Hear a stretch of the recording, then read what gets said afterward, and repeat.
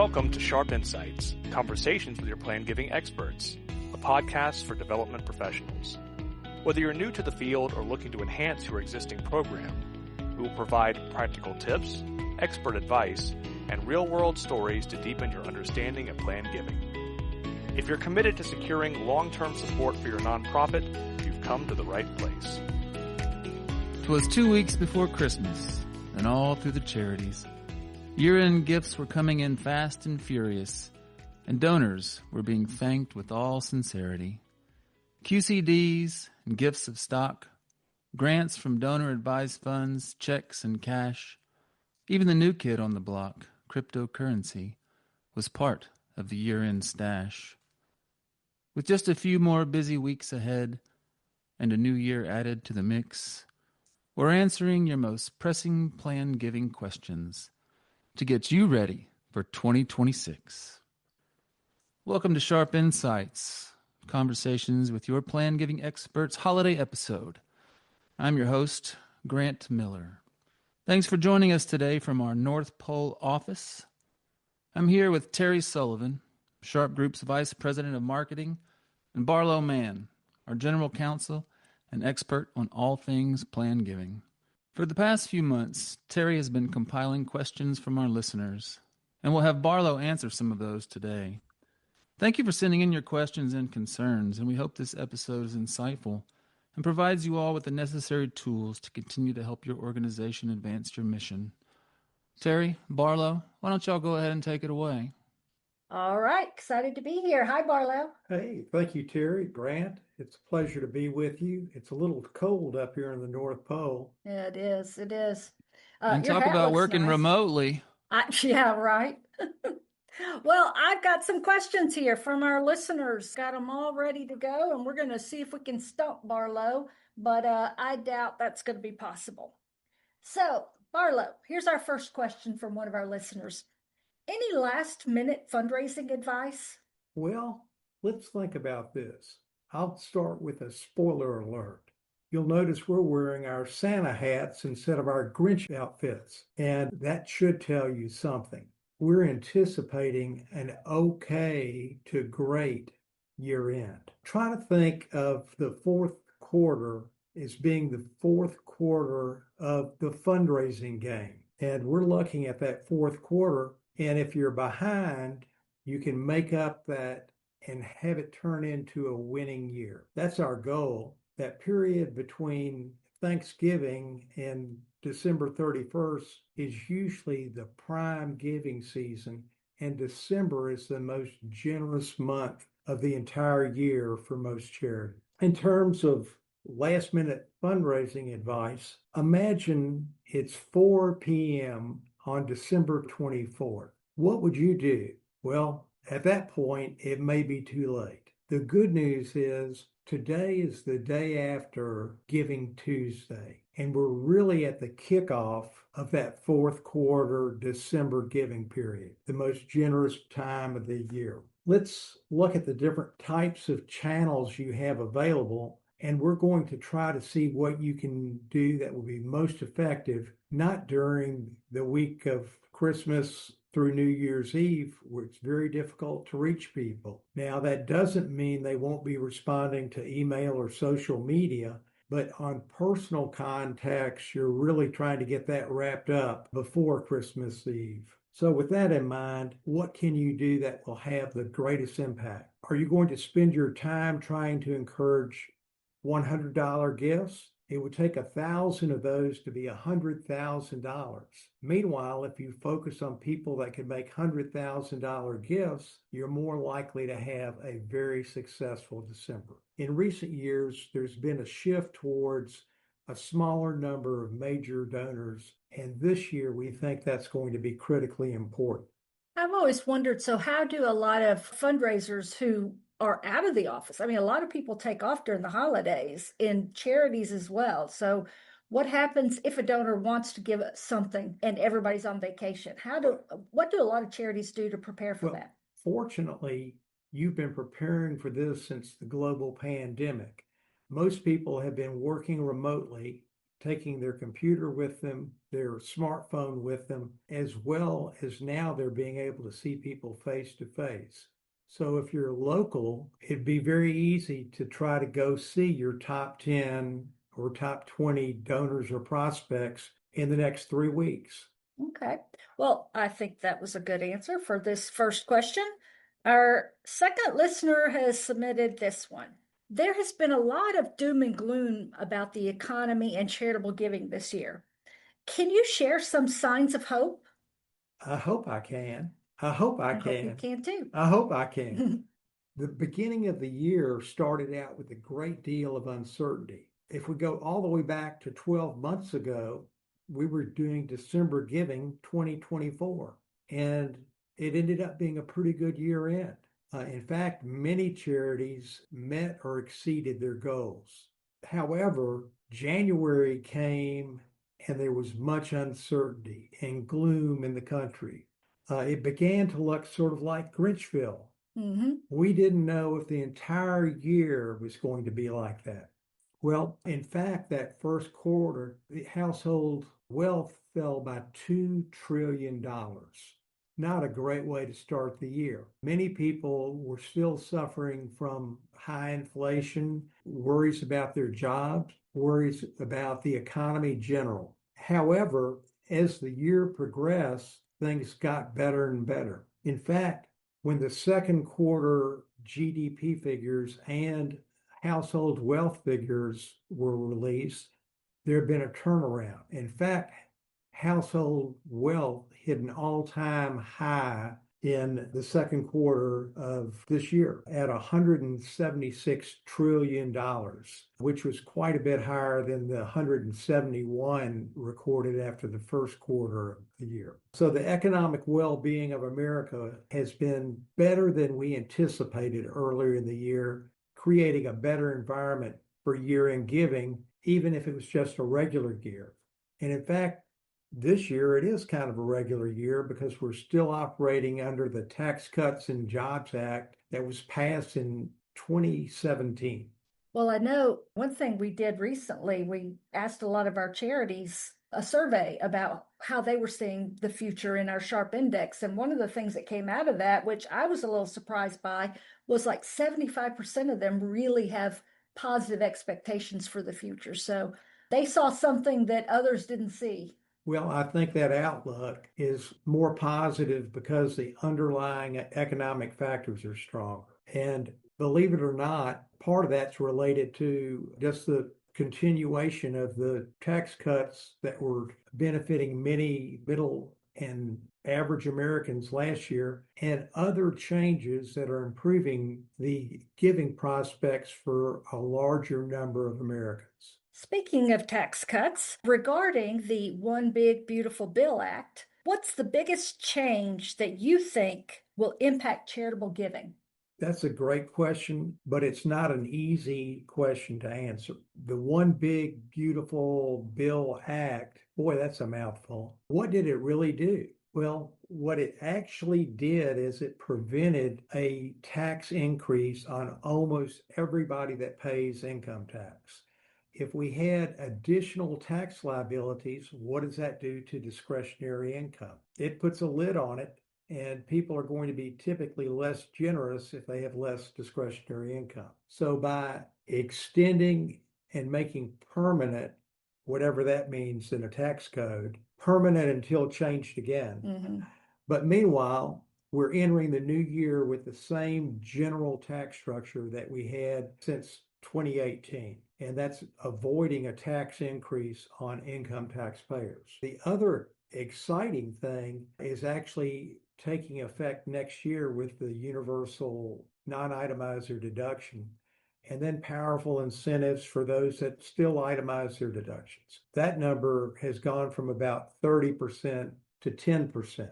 However, changes in the new tax bill increase the deduction for state and local taxes from $10,000 to $40,000 per year. And that will be increasing for the next few years. It's not made permanent, but in the meantime, many persons that were bumped off of the itemizer list may be able to itemize, if not next year, in future years. And that's going to give rise to more people considering bunching their charitable deductions. So this universal deduction for non-itemizers, that's new.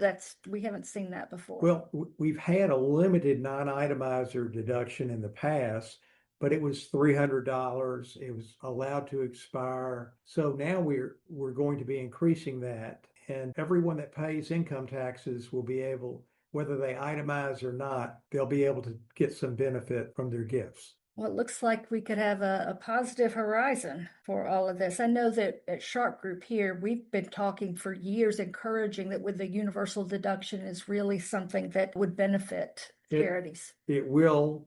And again, it's not for every gift, but it's for every person that gives that is a non-itemizer will be able to claim their deductions up to $1,000 if they're single, or $2,000 if they're a couple married filing jointly. And that's, well, if they give more than that, they won't be able to deduct that unless they itemize. So again, you may have people kind of in the middle that are finding that they're taking the non-itemizer 1 year, and then they'll bunch several years of deductions together and be able to itemize other years. And this idea of bunching is going to become a more important strategy. And for the current year, there are other changes next year that will cause people to accelerate their gifts. And that's because there's going to be a floor for itemizers. Their giving is only deductible to the extent that it is more than 1/2 of 1% of their income. Pretty low floor to get over. But there's also a ceiling that limits the tax benefit for being able to deduct a gift to the 35% bracket. So a handful that are lucky enough to be in the 37% bracket will be capped at the 35% as far as tax savings go. They'll still have a carry forward for up to 5 years. So the devil, or Grinch in this case, really is in the details. It's in the details. What they didn't think about the One Big Beautiful Act is that it didn't just extend the Tax Cuts and Jobs Act. There was about another 800 or 900 pages of changes and adjustments that are going to affect almost every taxpayer. Have you read every page of that act? I have scanned every page of that. But I imagine I'll have plenty of time to read the tax code between New Year's Eve and New Year's Day to get ready for 2026. Well, I expect a report from you so that I don't have to read it. So you give me your Cliff's Notes and... Will do. All right. Our next question is, looking to the first quarter of 2026, what are the best plan giving subjects to focus on in our marketing?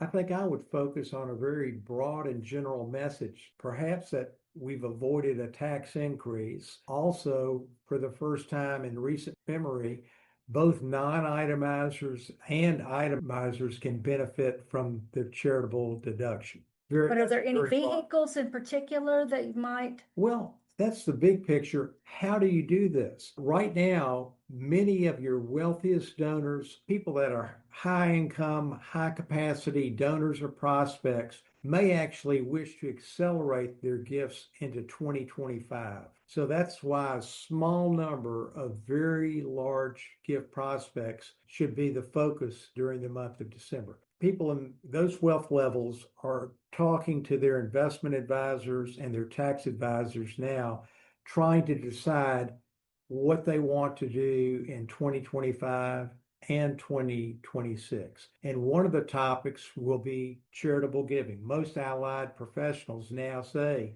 do you have any charitable interests? And yesterday I was in a continuing legal education seminar, and the room was primarily lawyers, accountants, financial advisors, and they were all talking about advising their clients to make large gifts and bunching deductions starting in 2025.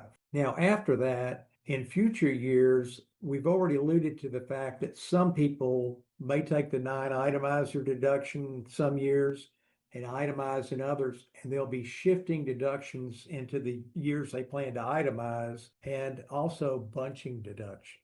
So they may make 2 years worth of gifts in a single year, or maybe even 3 years of gifts. If they've had a great year in the stock market and they've sold some stock, they might really need an extra deduction to help offset the capital gains that they might have.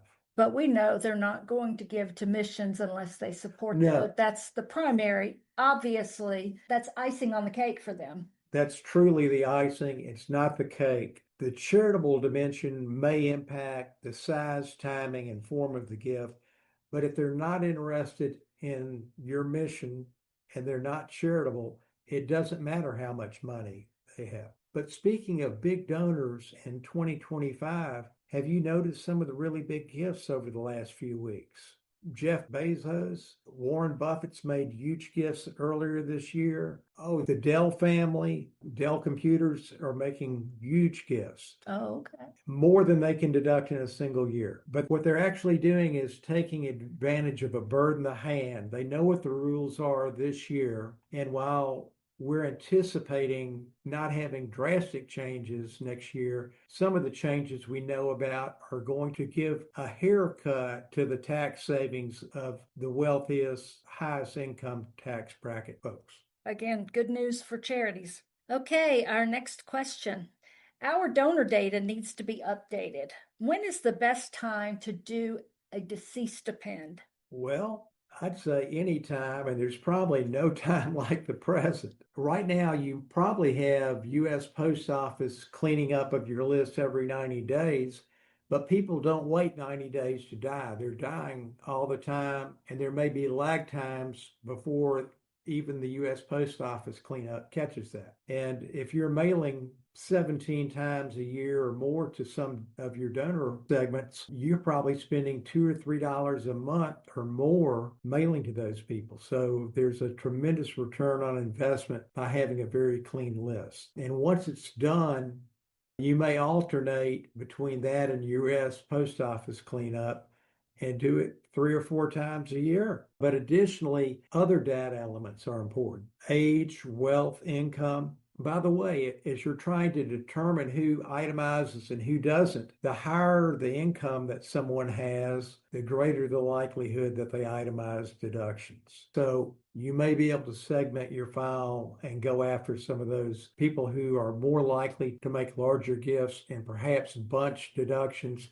maybe even use donor advised funds and large gifts to a single charity or multiple charities. Sounds like a good strategy to me. You know, with the deceased stipend, we've talked about it several times here with Sharpe and why it's so important. And you really highlighted one of the main things is about saving money because you could be mailing to people who are deceased.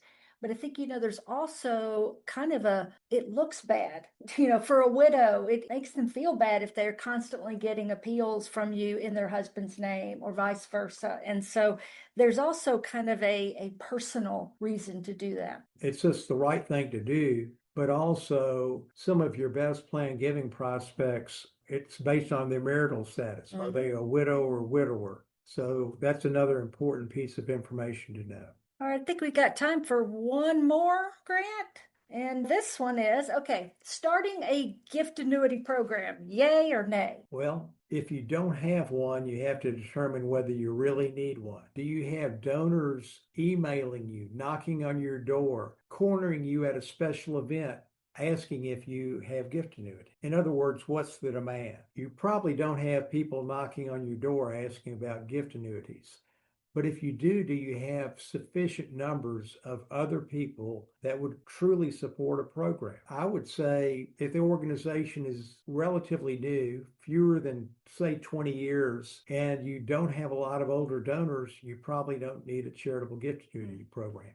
If you do have somebody that comes and says, I've got one of these with my college, I'd like to do one for you, there are third-party workarounds. There's the National Charitable Gift Annuity Foundation, there are community foundations, some issue gift annuities, and the gift portion could be advised out through the advised fund. Some of the commercially backed donor advised funds also offer that option. There are also denominational foundations. So there are plenty of ways to do a workaround if you're dealing with one donor or two donors, rather than starting a program that may not be cost effective. Well, at what point do you say, wow, we've gotten this many people, we need to do this? Well, again, it's something that you want to grow the program. If you look at your donor base and you have 10,000 donors and you have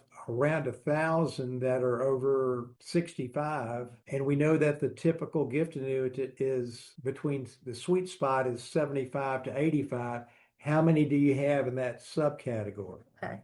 And then is there a number, are you growing that donor file and that age group? You may want to have that plan available. But meanwhile, there are expenses with having a gift annuity program, and your business office, whoever prepares the tax reporting and cuts checks, do you think they're experts at that if they haven't done it before? Oh, probably not. Grant, I think that we need an episode in the future on gift annuities. I think that there are a lot of things that people have questions about that, and I certainly do. In terms of segmenting the most popular plan gifts, for deferred gifts, traditionally people think about bequests as the number one, and then number two would be gift annuities. Administering charitable remainder trusts can be even more difficult than administering a gift annuity program.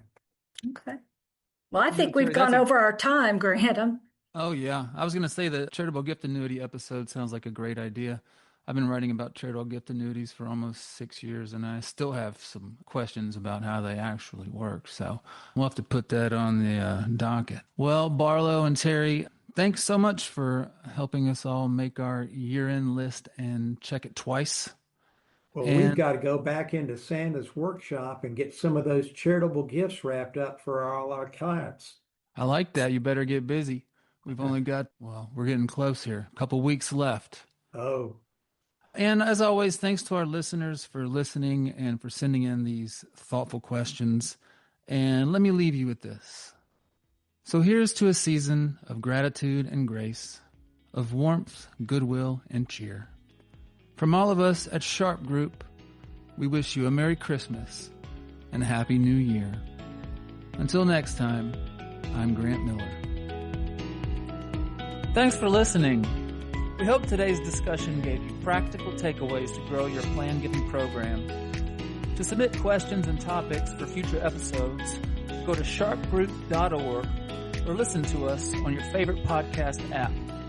If you found this podcast insightful, be sure to like, review, and subscribe. Until then, stay sharp.